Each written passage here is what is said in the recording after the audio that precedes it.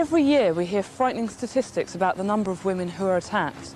These figures are based on the number of attacks reported to the police. Many, of course, go unreported. Women are afraid to go out alone, even in daylight. What we also don't hear about are the large numbers of attacks that fail. Attacks where women defend themselves successfully. Defending yourself is a natural response to being attacked. This self-defense course is simply bringing out what deep down inside you already know how to do. This video contains a lot of information about self-defense techniques. We suggest that you watch it in sections and then practice the techniques with a friend who also wants to learn.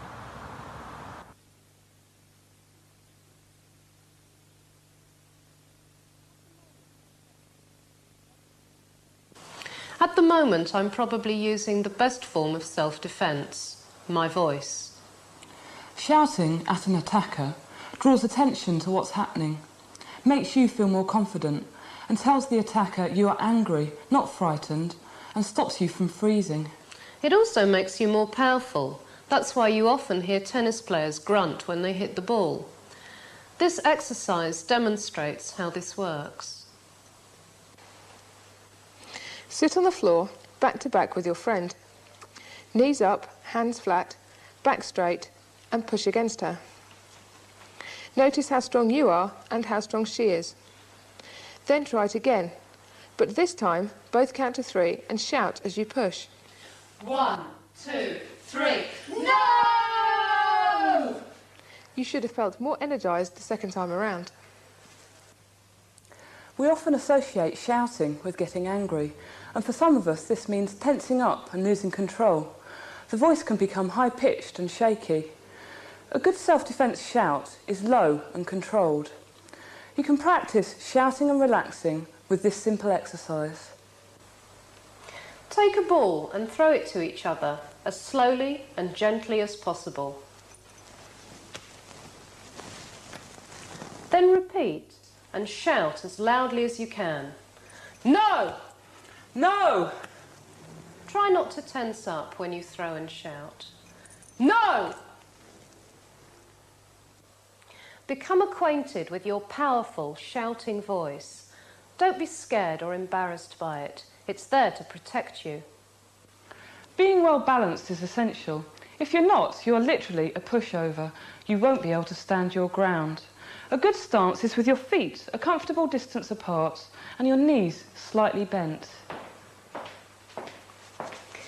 Standing with one foot in front of the other allows you to move more easily, as well as presenting the attacker with your side, which is less vulnerable than your front.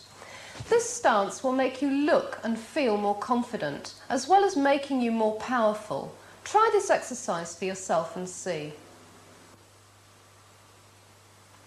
Stand with your feet together so you are not well balanced, and try pushing your partner from this position. Then take up the stance and try it again. You should feel more powerful the second time.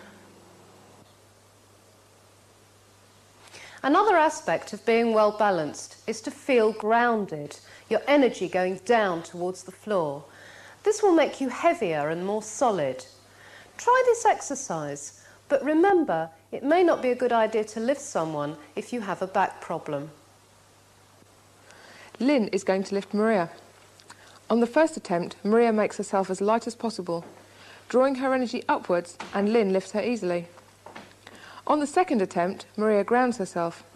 She pushes herself down into the floor. Lynn tries to lift her without much success. Being followed is a situation that most women worry about. I think the best way to tackle it is to plan a strategy.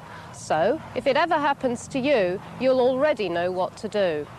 If you hear footsteps behind you, turn round and see who it is. Often there's no reason for anxiety. The person could be another woman, for example. If you don't like what you see, simply cross over. In most cases, the person has not been following you and will walk on. If they cross too, it could be a coincidence, so cross once more. If the person crosses a second time, you know you're being followed, and now is the time to take action. There are a number of possibilities. You could run to a place where there are other people, a busy main road or a pub, for example. Explain to the people you are being followed and stay with them until the follower has gone. Alternatively, you could try knocking on someone's door for help, but remember, this is only a good idea if you are certain that somebody is in and sure of the type of person who lives there. An elderly person living on their own, for example, may be too scared to answer the door. Another possibility is to confront the follower, tell him loudly and firmly to stop following you, cross over once more and go.